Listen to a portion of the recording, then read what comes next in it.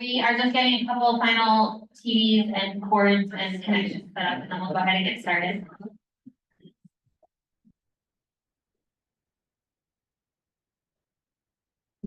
Mine are not plugged in. Okay, well, I think you got a one point plug it into the. Yeah. That's my problem.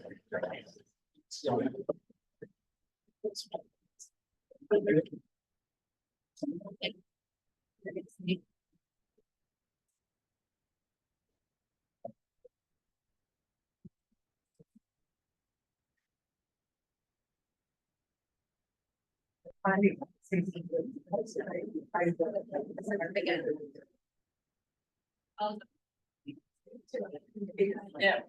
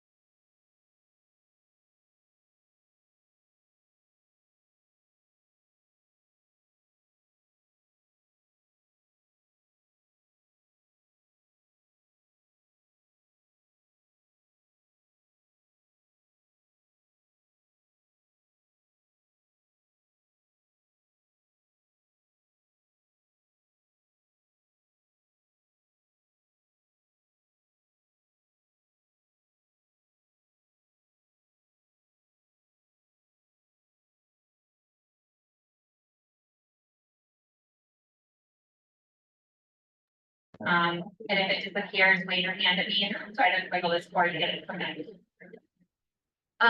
Thank you all for coming out this evening. I'm glad it's not 1,000 degrees in here, like it was, I think, the last public hearing. Thank you all for coming out, on a Tuesday night to talk about town hall. I have a quick presentation for you all to just ground everybody on the work that's been done so far, how we got to where we're at today. And then I'll open it up to everyone that's here this evening to, share your input. And also we will be leaving the email, and phone, feedback open through the end of the week, through end of day Friday, for anyone who's unable to attend this evening. This is being recorded. All of the content will be made available in the morning, so anyone who's not here is more than welcome to review that stuff and reach out to the council by the end of the week, which they. I do not mind tweeting. Okay, I am muted. All right, I will go ahead and get started with my presentation. So we're just going to buzz through a few different things to ground you guys on the work that's been done, as I said, review the renovation plans that have been worked on really hard over the past few months, and then get into some budget stuff. So just to remind everybody, this time last year, it's actually June 28th, was the last time we had a public hearing on this topic. And the guiding principles that were true back then still hold true.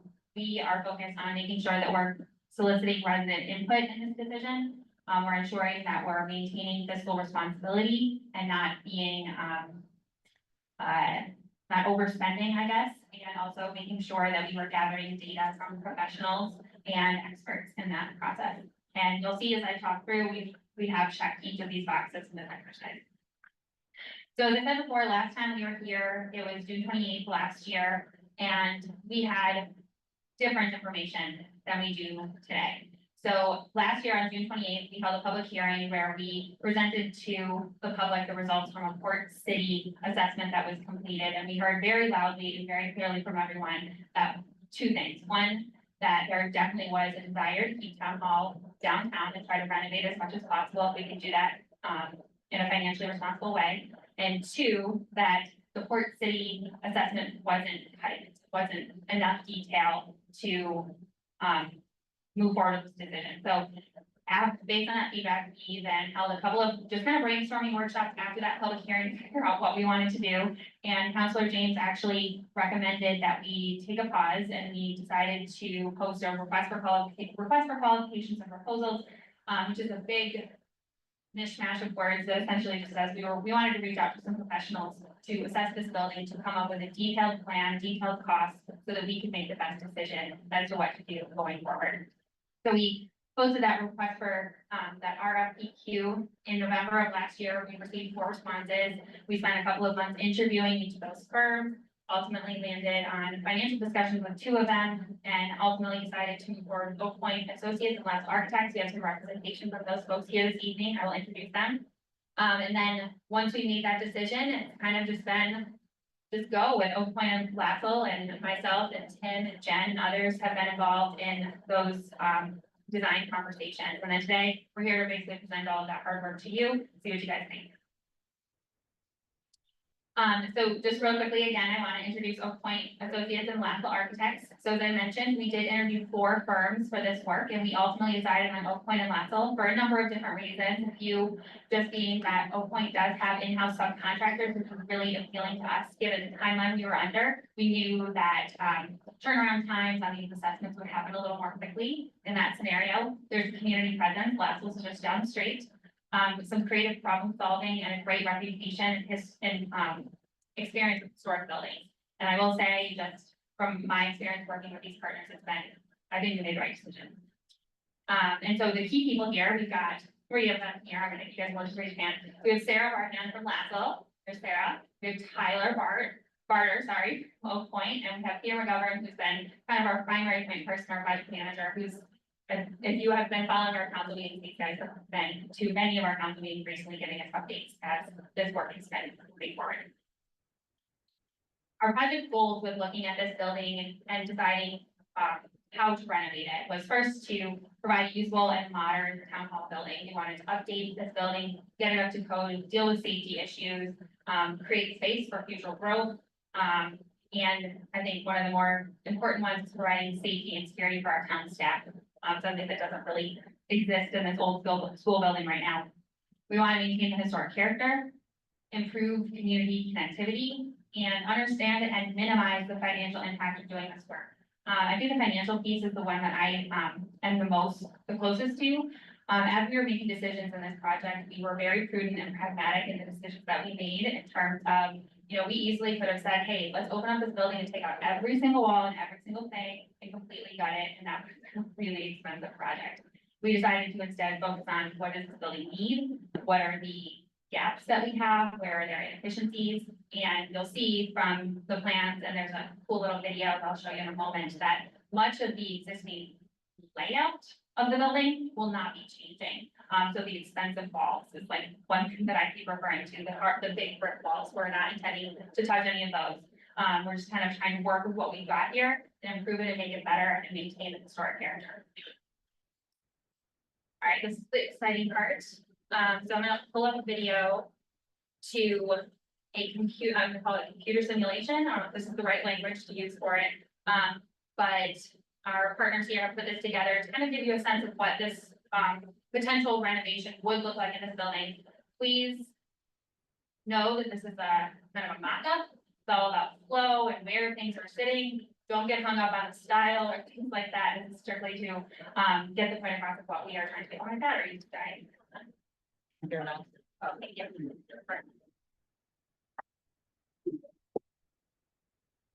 All right, so thank you. I'm gonna slow it down, so I can't talk that fast.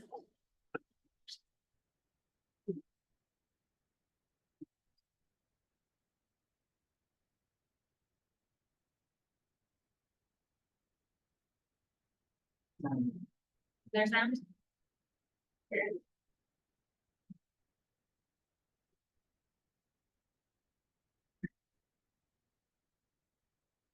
It's just like music, right? Okay, so if we don't have great audio, right? So let me pull this back.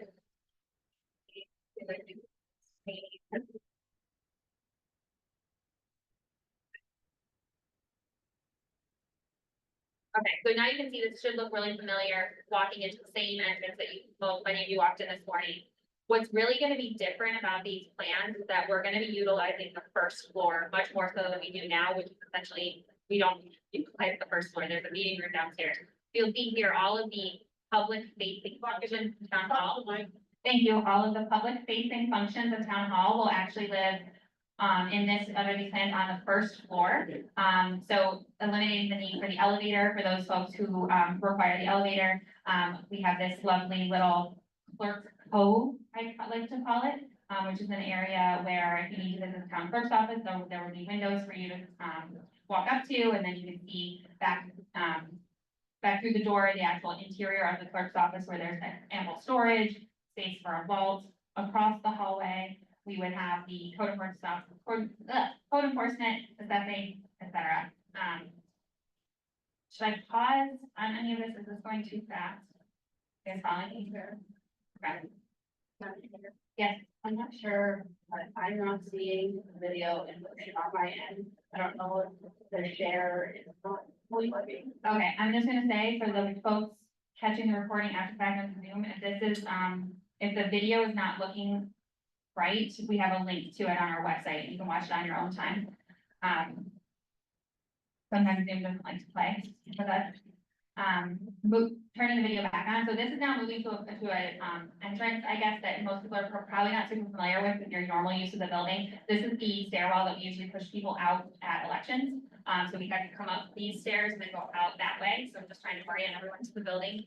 So now we are on the second floor, coming from that end of the building. We have a conference room that we've built into these plans. There really aren't any conference spaces of this size anywhere in this building. These are all, essentially the administrative functions of the building. So here we've got a kitchenette that's available for the conference room as well as for all of the staff on this floor. Down the hall on the right, we have, I believe, this door, the assistant town manager's office. So Janelle is currently out of the office, but she shares an office with two other women right now. Doesn't have any privacy, so we would be adding a closing door for our assistant town manager. And here we have council chambers, which this is our kind of ad hoc council chambers here today, what we're sitting in, we would be bringing that back to the second floor. This is Tim's office. No significant changes to the town manager's office at all, except the moving of a door, relocating a door. And you'll see a lot of this looks different than this building does today, obviously, because this is a computer simulation. But I think it's just really important to note how little we're actually touching in terms of the footprint of this building. But what also is not being shown in this video that unfortunately makes up a lot of the price point we're talking about is all of the exterior, the less exciting stuff, I guess.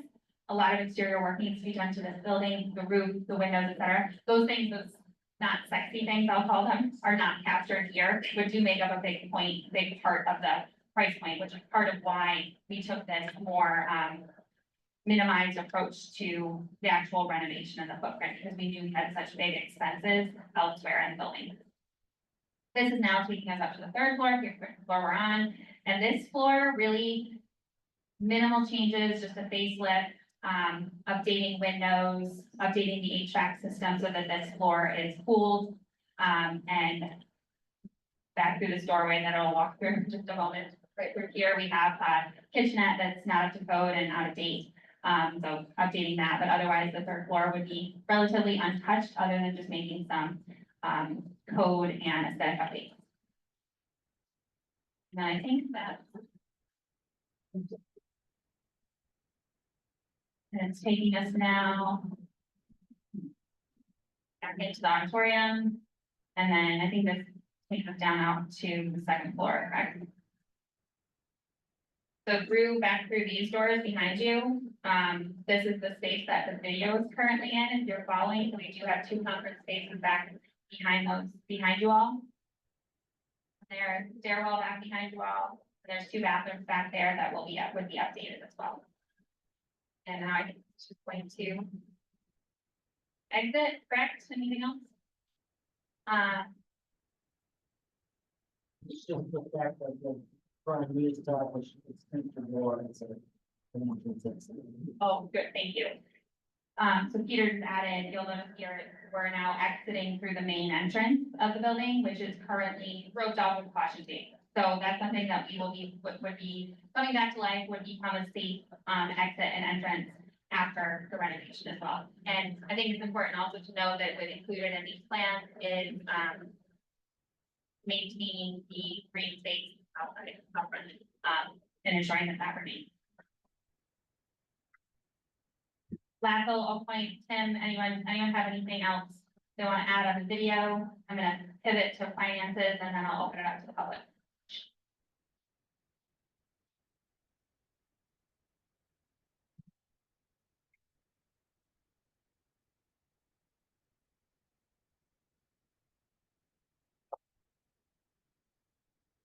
So again, for those of you on the phone, those of you catching up on this after the fact, this link here in this slide will take you directly to that video if for some reason it's weird in the recording.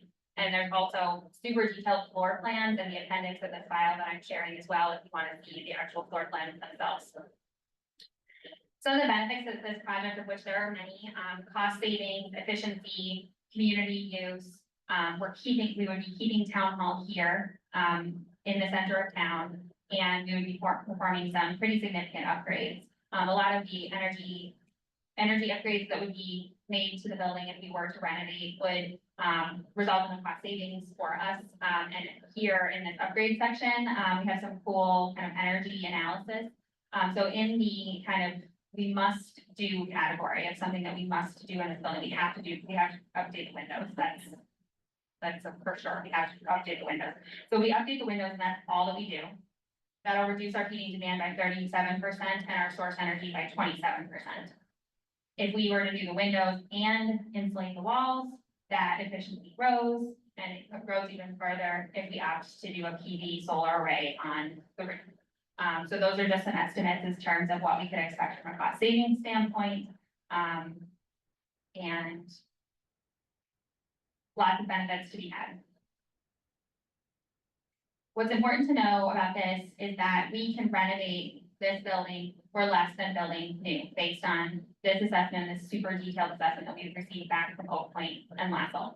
So as I mentioned before, the output of this project resulted in a couple of scenarios to renovate with must-haves. What do we have to do to get this building up to code? I touched upon the windows. We have to do the windows, all of the other things that we would have to do just by deciding to do construction on this building would bring us to about $6.4 million. There's several things that are kind of these extra nice to have that are an additional about $1 million. Some of those nice to have include exterior upgrades to the exterior envelope, developing the site outside, that PV roof that I had mentioned that would save us a lot from an energy standpoint, making some upgrades to this space, lighting, AV, et cetera, making this a more community-friendly event space, and then also lighting outside as well. And all of those things, we can do all of those things to this building, including those nice to haves, for less than what it would be to build new. It's important to know that that's less than what it would be to build new, given what we know right now, which is we don't have a location to build anything new if that were to be the option. So with that decision to build new comes, okay, we have to figure out where we're gonna put it. And in the police station example, when we did that, we found this great piece of property that had a bunch of ledge that was way more expensive, and there was a lot more there that we didn't know about.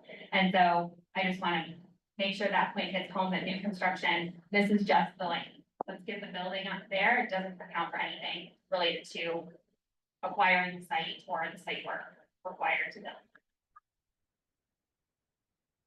And how do we intend to finance this project? So in preparation for this evening, we wanted to come to you all with as much information as we possibly could. And we've done some work to figure out how and what it would look like to actually finance this project. So in either case of whether, in any situation, whether we were to go with we were to go with the must-haves, the nice-to-have, or to build new, we would be looking at trying to take about $1.5 million out of our undesignated fund. There's about a balance of about $6.5 million in that fund today. So that would be kind of like our down payment initial startup to get this project going. And then depending on which one we chose, the remaining amount on the project obviously would vary. So if we went with the must-haves, that must-haves kind of category of just doing the bare minimum, we would need to take out a bond for $5 million. 6 million if we opted to do the must-haves, and if we went the build new, that's kind of new territory that we have to explore, because again, we don't have a piece of property to build new on right now. So this just kind of lays out what we would be looking at from a financial perspective. So you can see here, the total project cost, across the top row. In all cases, we would intend to pull the same amount out of undesignated fund, more or less as a down payment, than the bond amount. The first year bond payment will vary a little bit, depending on the project, and then annually after that, what our annual bond payment would be going forward.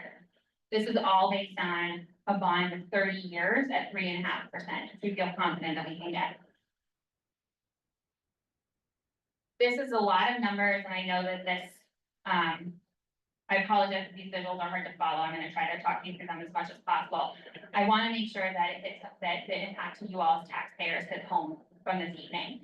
Right now, what you are looking at, this is a list of all of our debts.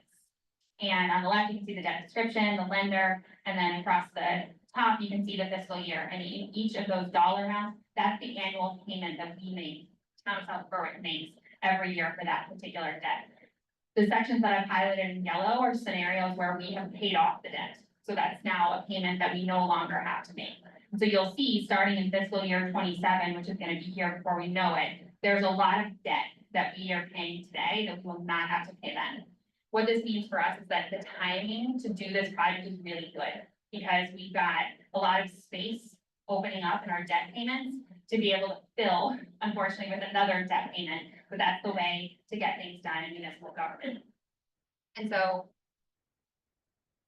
hopefully this chart makes sense, but you can see in that pink row, cumulative debt savings, every year we're losing more and more of those debt payments. And so you can see from now to fiscal year 29, we'll have an additional about $350,000 of wiggle room, I'll call it, I guess, of debts that we're paying today that we won't have to pay in FY 29. So this offers up the opportunity for us to replace that with a bond payment, as I mentioned. at the bottom in the blue and the green. So the blue would represent a $5 million bond, which would be the must-haves, bare minimum situation. And the green would be the nice to, the must-haves plus the nice-to-haves. So those additional things like the lighting in this space, et cetera. Those rows represent the net impact to taxpayers after taking into account all of our other debts and a potential new debt for the town hall. And so what's important to take away from this is that by fiscal year 29, depending on which scenario we were to choose, enough other debt will have been repaid to almost completely cover this bond. So essentially, we're looking at fiscal year 26, 27-ish, where there will be a larger payment for this. But I feel confident the council and the staff that we can manage around that over the next couple of years to ensure that that's not too much of a hit for taxpayers. So that hopefully starts to explain for folks a little bit of what we are talking about from a financial perspective with this. And so I think my next slide is next up. So, yeah. I'm sorry, hang on, thanks for you. Going on Zoom, so you're gonna fix what you're sharing to slide share. Only showing what, when you start the slideshow, not sharing the slideshow, showing, it's just showing the last slide that you started on. Okay.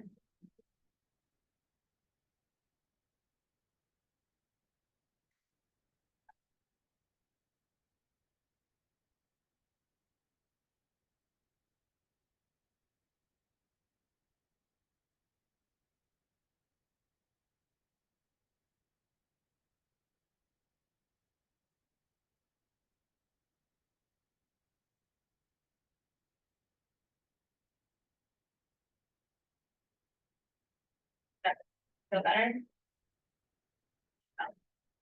We're worried about things not showing up on Zoom. That's what you're saying? That's fine. Yeah, we want to, fine, that's fine. Perfect. We're not changing at all. I'm looking at that the entire time. Got it. Sorry. You know, Sorry. Relaunch again. My goodness. Yet another reason why we need a new town hall with new technology, so that this doesn't happen anymore.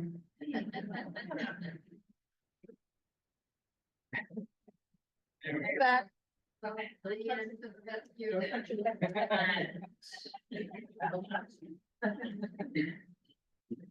I just can't see what I have on the screen right now.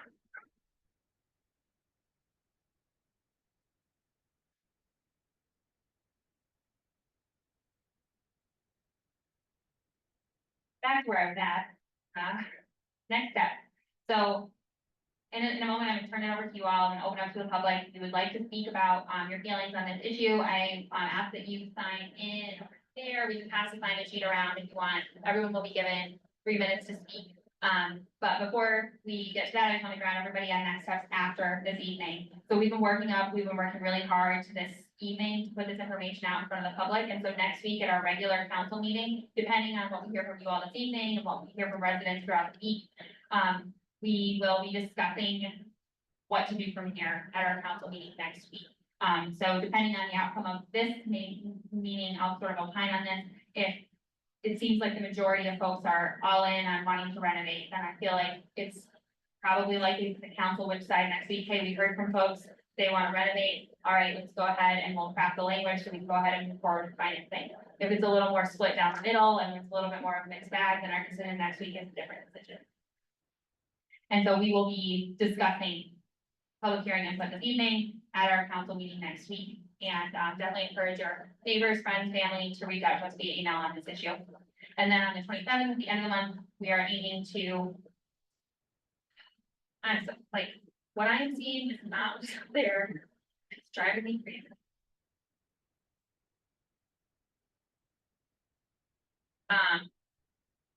On the 27th, we're looking to finalize the language so that we can put this on the ballot for you all in November, so you can vote and make a decision on how best to move forward with this project. So those are the next steps. Come to our meeting next week if you want to hear our discussion on that. Come to our meeting on the 27th if you're interested in seeing the finalized language. And then most importantly, on November 5th, come out and vote. Diane, what are our hours for voting? Polls are open 8 to 8 8 to 8 PM on November 5th, when are absentee ballots available? as of today. As of today, if you would like to vote absentee, you can pick that up in the post office today. I want to clarify that I don't have the ballots, I have the application, so you can fill out your application for your absentee ballot. Cool. All right, I'm gonna just give up on this screen sharing plan because it's not working very well and I don't have that much content left. I'm gonna now go ahead and turn it over to you all, to the public, and if I could get that plan, that'd be great. I was calling folks that if you could just come up and let us know what you think, if you have any questions, happy to entertain those. Thank you. Thank you. All right, Cliff, you're up first.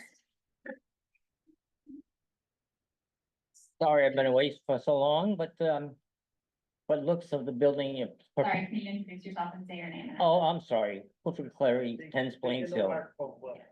I understand that. Anyway, the proposal that was showing what the building's gonna look like looks fantastic to me. And, I'm sure that voters of South Berwick will go for this. Thank you. But, Pat?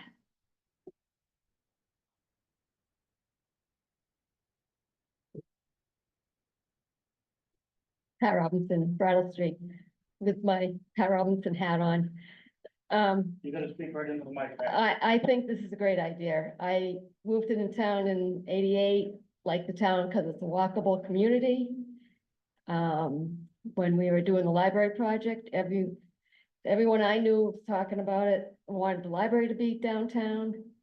And if we renovate, we're downtown, and plus with all the costs being cheaper, I think it's a great idea, and I also like the idea of doing the whole project outside and everything, so more than just the must-have. So, thank you. Thank you. David McDermott?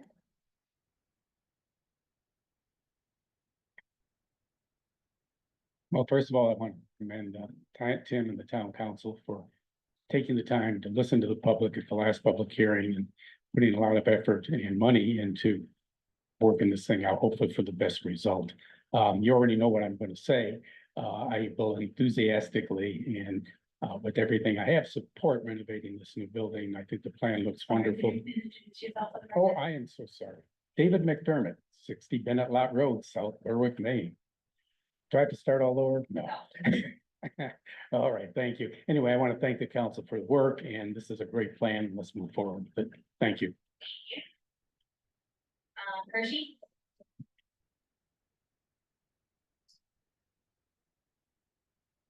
Hershey Hirschkopf, 11 Sterling Lane. I just also want to say thank you very much to the town council for working so hard on this and having a really great transparent process and making sure you got a lot of input, and also to the unsung heroes, of course, the architects.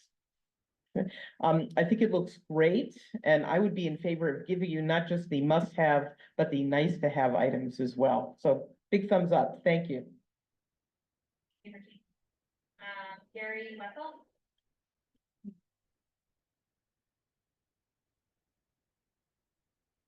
Gary Wetzel, 39 Bennett Lot Road. I also would like to thank everyone involved for getting us where we are today from where we were last June. And I'm enthusiastically in support of renovating this building. Thank you. Thank you. Cameron Steinhardt?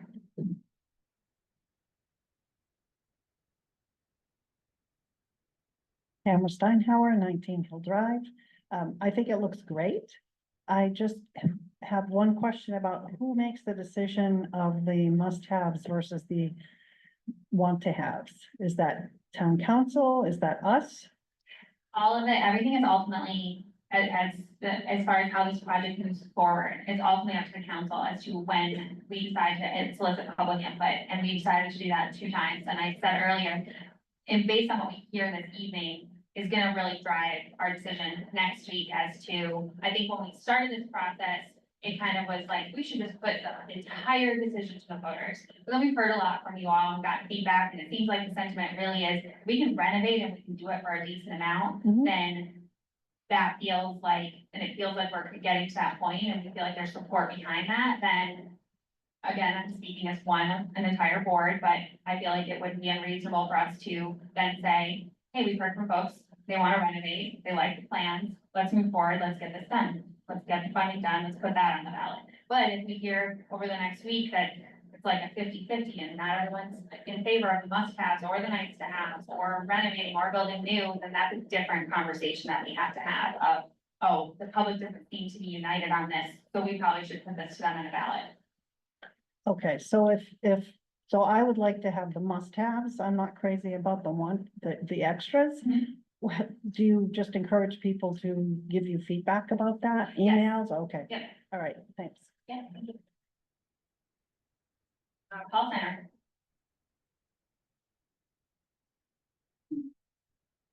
Paul Steinhauer, 19 Hill Drive. Two questions. The information that's in the packet, Yes. looks like the same information that was presented at the last meeting, and it's also the information that's online. My understanding was at the last meeting that information was going to be uploaded that provides a greater breakdown into the 17 areas, and I'm not seeing that yet. So this has kind of been a whirlwind day, bringing this all together. The presentation I'm trying to present tonight didn't have a chance to get it to Diane, to get it printed for everybody, so that's why it's slightly different. But the information, so we do have a backup finance file that gets into crazy detail. I reached out to Dawn, our administrative assistant today, asked her to get that posted to the website either later today or early in the morning. So there's 3 or 4 supplemental files that'll be posted. There'll be a line item on the town hall page for this date with all those things that what you're referring to will be there. It Great. may not be there right now, but it will be. Perfect, great. And question number 2, as far as funding is concerned, thank you for the details as far as the upfront deposit and the bonding is concerned. My question is this: has there been any research as to grants that might be eligible to us because of the historic nature of the building? Yes. I'm going to answer and then I'm gonna pass it to Tim. I believe that we have done a little bit of research on this, and because this is a municipal building, I think that poses some challenges, but Tim, if you can keep me honest. So we researched the National Historic Register to look at this being a national, on the Historic National Register being what it is. One of the things we found out that if you want to use federal historic grant funds, the only things there are is this federal historic grant fund. There's nothing else out there for town halls. A lot of things for libraries, a lot of things for community centers, a lot of things for schools and gymnasium grants, not a lot for town. People don't want to give grants to town hall, and I don't know why. I want to change it. I'm running my campaign on, well, I'm not running.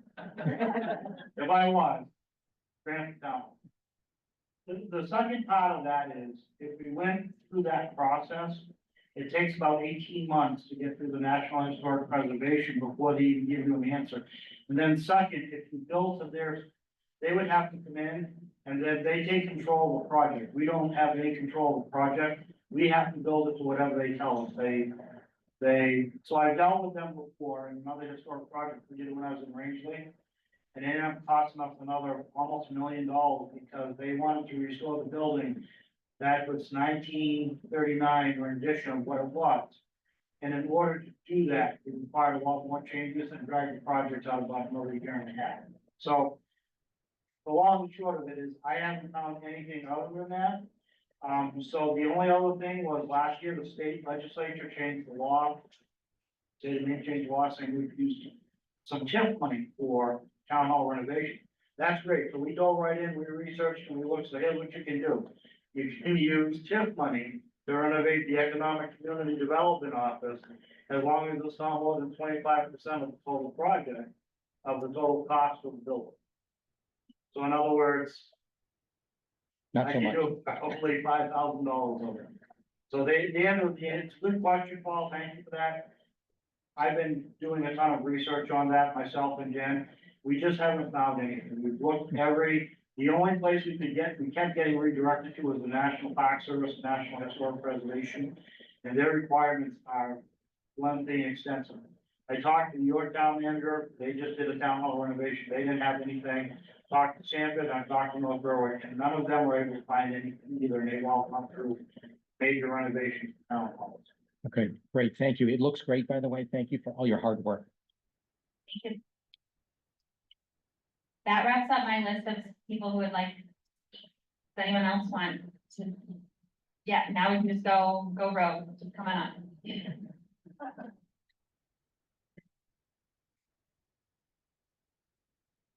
Bobby Beavers, 72 Woodland Hills. I am, again, as everyone has, thank you for all the work that you've done on this. And I appreciate that you listened to everybody from a year ago. And I'm in total support of the renovation, must-haves and want-to-haves. Thank you. Thank you, Bobby. Anyone else?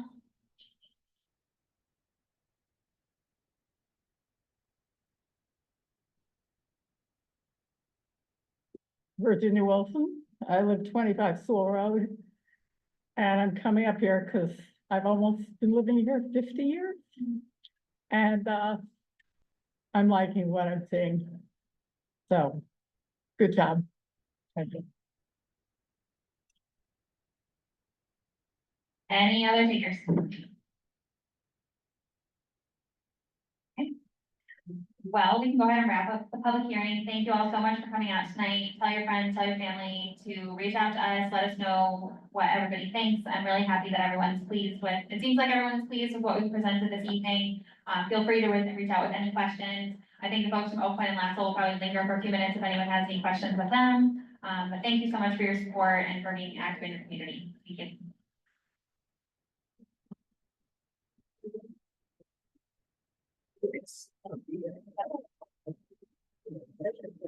Thank you.